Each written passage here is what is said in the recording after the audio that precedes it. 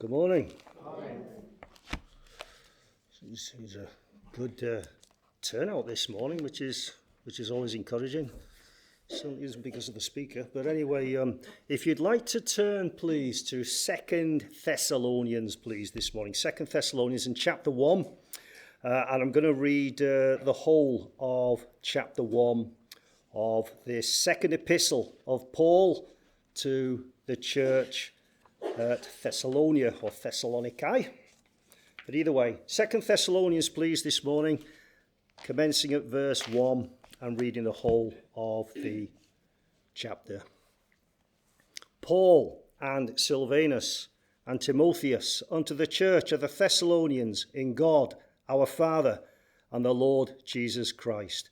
Grace be unto you and peace from God our Father and the Lord Jesus Christ. We are bound to thank God always for you, brethren, as it is meet, because that your faith groweth exceedingly, and the charity of every one of you all toward each other aboundeth, so that we ourselves glory in you in the churches of God for your patience and faith in all your persecutions and tribulations that ye endure, which is a manifest token of the righteous judgment of God, that ye may be counted worthy of the kingdom of God, for which ye also suffer, seeing it is a righteous thing with God to recompense tribulation to them that trouble you. And to you who are troubled, rest with us, when the Lord Jesus shall be revealed from heaven with his mighty angels, in the flaming fire, taking vengeance on them that know not God, and that obey not the gospel of our Lord Jesus Christ, who shall be punished with everlasting destruction from the presence of the Lord and from the glory of his power, when he shall come to be glorified in his saints and to be admired in all them that believe, because our testimony among you was believed in that day. Wherefore also we pray always for you, that our God would count you worthy of this calling, and fulfill all the good pleasure of his goodness, and the work of faith with power, that the name of our Lord Jesus Christ may be glorified in you, and ye in him, according to the grace of our God and the Lord Jesus Christ. May God always bless the public reading of his word to our souls. I always think it's a good start here when we publicly read the Bible, the word of God.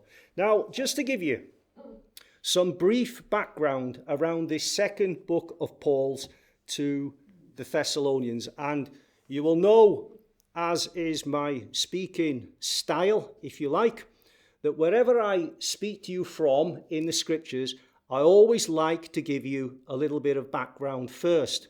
Now, when we get to glory, if the background that I have given you has not been helpful, hopefully in glory I'll be a lot more gracious than I am now, so please feel free to tell me. But however, until that point, I like to give you a little bit of background. Now, this second book of Thessalonians was written not long after the first book, and it's widely regarded there were three reasons for this. Now, what I want to say to you this morning is we know that Paul wrote letters to encourage the believers in the different churches that they found themselves in. And they are letters which I'm sure you would agree have provided encouragement and both practical and spiritual advice to millions of believers throughout the ages. This letter is no different. But I did say there were three reasons why Paul wrote this letter. Now, if you look around verses 4 to 7, this church is facing persecution. And Paul, as is his style, is providing encouragement to the Thessalonians to persevere in the faith. And if we were to spend any time in chapter 2, which we're not, it would become apparent the Thessalonians were being misled regarding doctrine around the second coming of the Lord Jesus Christ. And they needed some enlightenment around this doctrine. And Paul provides that in the opening 12 verses of chapter 2. And then in chapter 3, Paul has cause to make reference to those who are walking disorderly or even in idleness, and states that this behavior has to be corrected. Now, my feeling is, when you consider that this morning, there is much in this little book of 2 Thessalonians which gives us a lot in terms of encouragement, doctrine, and the practicalities of living the Christian life. Now, obviously, I've got no time this morning to do justice to all that, but it does provide you with a little bit of background. But I want to focus for the next few minutes on a verse from our reading, and it's verse 11. I'll read it out to you again. Wherefore also we pray always for you, that our God would count you worthy of this calling, and fulfill all the good pleasure of his goodness and the work of faith with power. So we see in this verse 11, Paul is praying for God to be active in the lives of these Thessalonian Christians. In the preceding verses, Paul has been describing the glorious calling of the saints. But although saved and following the Lord Jesus Christ, they are suffering persecution. But Paul prays for them, and he prays that their lives will be worthy of such a high calling, and that God's mighty power will help them to obey God and to do things for him and to undertake every task undertaken for him in faith. You see, dear friends, Paul is praying that God would continue his good work of grace that he has begun in them. And with that in mind, it helps us to understand the expression that our God would count you worthy, or if you like, make you worthy of his calling. What's my point? And what do we glean from all this on a personal level? Well, if you're a Christian here this morning, you are in a very good position because you have been called to God's kingdom and you have been called to his glory. Now, when we think of what the Lord Jesus Christ has done for us and the reasons why we want to remember him this morning, I'm going to suggest the question we need to ask ourselves is, are we worthy? Are we worthy of his calling? Or maybe, more to the point, do you think we should pray that the Lord would make us worthy of his calling? Indeed, that our God would carry on the good work that he has begun in us. Now, I'm sure we would agree this morning, one of God's good pleasures is to give us good things. And many and manifold are the purposes of his grace and his goodwill towards his people. And you notice from Paul's words in verse 11, he prays that God would fulfill all the good pleasure of his goodness towards these Thessalonians. He also goes on to say he wants God to fulfill in them the work of faith with power. Think of that for a minute. With power.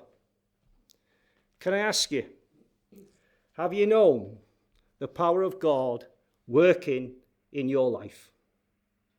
Can I ask you, have you known the power of God working in your life this past week? Because I'm not sure I have. And maybe that's a damning indictment on myself on a spiritual level. Because God wants to work through every one of us. And he wants us to know and to have that experience of him working through us. But looking at our reading this morning, why is Paul praying in this manner for the Thessalonians? Well, I think the answer is found in verse 12, that the name of our Lord Jesus Christ may be glorified in you. You know, dare I say this morning, and I can't speak for you, but over the course of my Christian life, maybe, just maybe, there have been times, there have been occasions when I just might have glorified the Lord Jesus Christ in my life. My point is this. If that has ever been the case, then that is a privilege. And that is an honour. And it is an honour far higher than anything this world could ever offer you. But you know, another reason I believe Paul was praying for them in this manner, and why we should pray for ourselves and for each other, is because we need to remember our lives should shine before men in this world as beacons of light for the Lord Jesus Christ. You know, our Lord tells us, Matthew chapter 5 and verse 16, let your light shine before men. Paul knew the importance of prayer. And the evidence for this is found in the letters that Paul wrote. And I don't believe that Paul wrote anything without the influence of the Holy Spirit upon him. But Paul very often prayed for the believers. And he told them that he was praying for them. And one of the reasons for this is because very often Paul was absent from the believers. So he felt they might all the more need his prayers. And by telling them that he is praying for them, he is assuring them that he hasn't forgotten about them. We have a Saviour, indeed the Lord of our lives, the Lord Jesus Christ. He is our advocate before the throne of grace. He intercedes for us. And he prays for us, just like Paul. Because just like Paul, the Lord Jesus Christ hasn't forgotten us. No matter what's happening, no matter what's going on in the world, no matter what's going on in your life at the moment, can I put it to you this morning? The Lord Jesus Christ has not forgotten about you. You know, dear friend, to be counted worthy before God starts with God. It starts with that work of grace in our lives, that precious work completed by the Lord Jesus Christ. You know, we think of Calvary this morning, and by faith, we believe it. We believe the Scriptures' account of Calvary. We believe that the Lord Jesus Christ completed the work at Calvary, and we believe in him. And by precious grace, the work which God has started in our lives bestows upon us salvation, justification, and eternal life with Jesus Christ.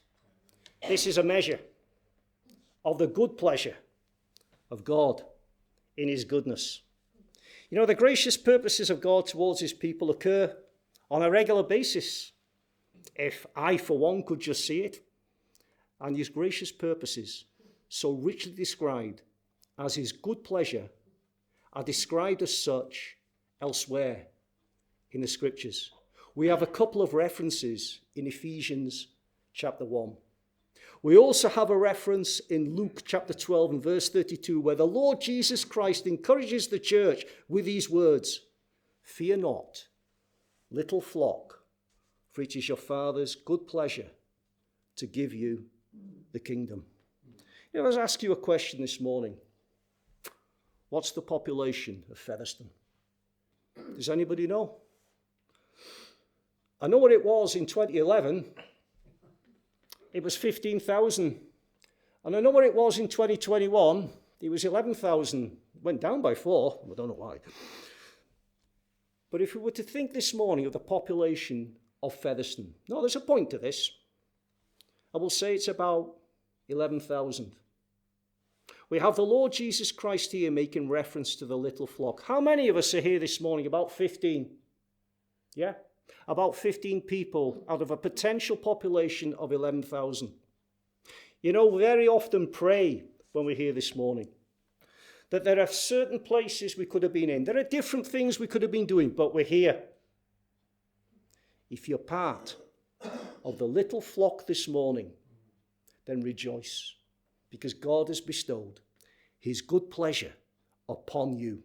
You know what it is to be saved. You know what it is to have the Lord Jesus Christ in your life. Why?